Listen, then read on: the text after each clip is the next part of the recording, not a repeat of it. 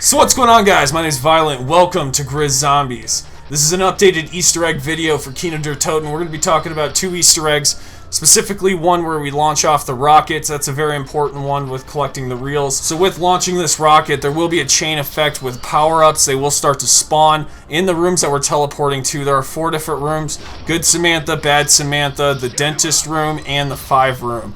So there are 3 film reels that we will have to pick up by teleporting. So there are 3 film reels we will have to collect, 1 in each of the rooms. Now there are going to be 4 rooms, like I said, and there are 3 rooms that are going to contain the actual film reels that we'll have to place into the projector of Pack-a-Punch. I've already covered these steps. I'm just giving you a refresher course. If you want a hard explained tutorial on the old Kino Der Toten power-up Easter egg, I will have that linked in the description box below.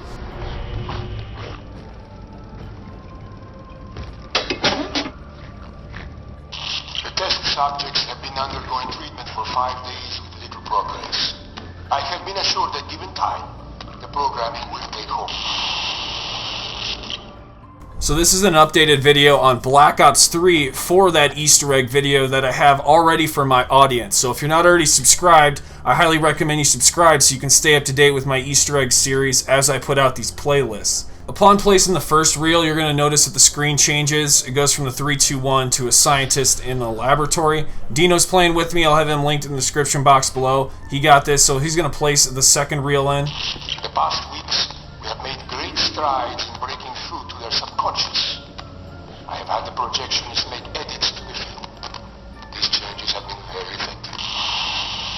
So if you're curious why I'm not actually telling you the specific places of where these reels are, it's because it's already explained in the video I have linked in the description box. I go really in depth on the locations where the teleports are, so that's why I'm not redoing it here. This is simply an updated video for the next gen hardware that's coming to this. So we have zombies in the field now on the screen. You're going to notice the rocket's inside here, but I go ahead and pick up that film reel, goes inside our inventory, so if you hit your actual selection button, you'll see it there, and that's what that inventory is for. It's for the film reel. So let's go ahead and place that. Subject 26 has had a breakthrough. He's responding to the treatment and following basic instructions. The violent outbursts have been greatly reduced, and given time, we feel this method of treatment will be 100% effective in most cases.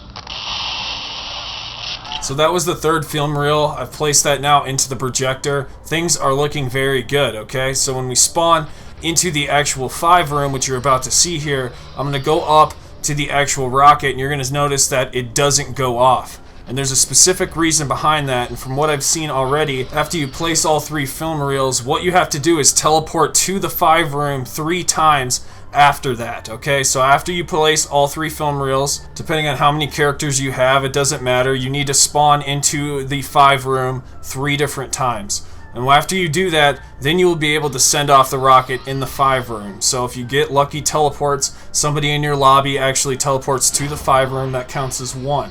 You have to do this 3 times. After you get your 3rd teleport into the 5 room, the rocket will take off. And as I said in the beginning, in conjunction with the rocket Easter egg, once you send off the rocket, you have a higher chance at power-ups also spawning into the 2nd room you teleport in while you're going to Pack-a-Punch. So you're increasing your chance at power-ups, spawning in the rooms, and you're sending off a rocket in Kino, which is hinting at the map of Ascension that was coming up next in the series. So that's a really cool part of the Easter egg in Kino, and I just wanted to do an update so you guys got to see the differences from the old Kino in Black Ops Zombies to the new version in Black Ops 3 Zombies. This remaster was really done very extremely well, so the 5 room does look just as good and a little bit better. Everything's a little more HD and a lot more clear, so we can come in here and investigate a little bit more of things we couldn't see in the past. I've been playing a lot on Kino recently. It's one of my favorite maps in the entire remasters of Chronicles.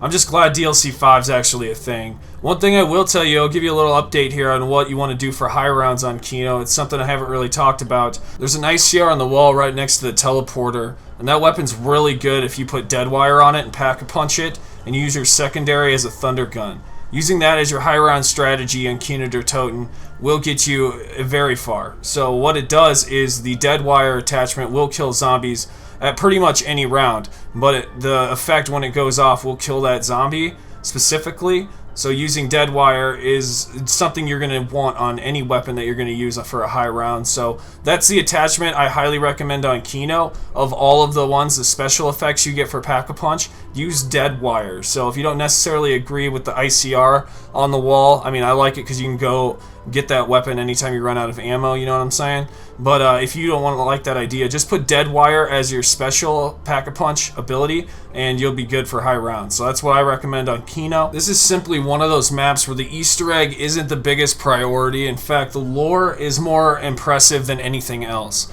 The lore of this map gave people chills. And we realized that Maxis wasn't as good as he seemed. We know that from the past. We've studied the lore. I've talked about it many, many times on my channel, but for many of you guys that are new, you might not be introduced to the evil side of Maxis. You maybe only known him in Revelations and the things that you've seen in the past with Black Ops 3 zombies, but Maxis is not as good as he appears. You've only maybe seen the surface value, but the old storyline lore points to him creating the facility of Kino Der Toten. This is where his own personal undead army and experimentation went down. Maxis created the Nova 6 crawlers, as you guys see. They're very infamous for exploding at the worst moments. Have you ever been red screened and you've been running from these Nova 6 crawlers and they explode next to you when you kill them and run over them or something and they'll take you down? That causes explosive damage that can harm your character. So Nova 6 crawlers are something that Maxis actually worked on and created. They were humans at one time, made into zombies, which transformed into Nova 6 crawlers based on experimentation that Maxis had. So he's not as good as he seems. He did have a very dark and evil side to him, just like Richtofen. As you know, through radios we've heard in the past, Richtofen as well did many different dark and twisted things in history where he experimented on people throughout time. A pretty famous spot, I would say a lot of people have used the Jug spot as a place to camp and hold down. I still do recommend that spot for a little while. I mean, you pick and choose your moments, right? When you're playing Kino, at some points you actually need to run around and your team doesn't need to camp. Other times you guys need to camp, especially when you get low on ammo, so other people can cover you. I still recommend you use a gobblegum called Alchemical Antithesis. I did cover this before. I'm not going to link it in the description box below, but if you're subscribed to me, you'll know that that's a gobblegum you can use very well to conserve your ammo for high rounds, and it's something I brought to my channel. So for those of you who are subscribed, you can check that out yourselves, and that's a little treat for you guys.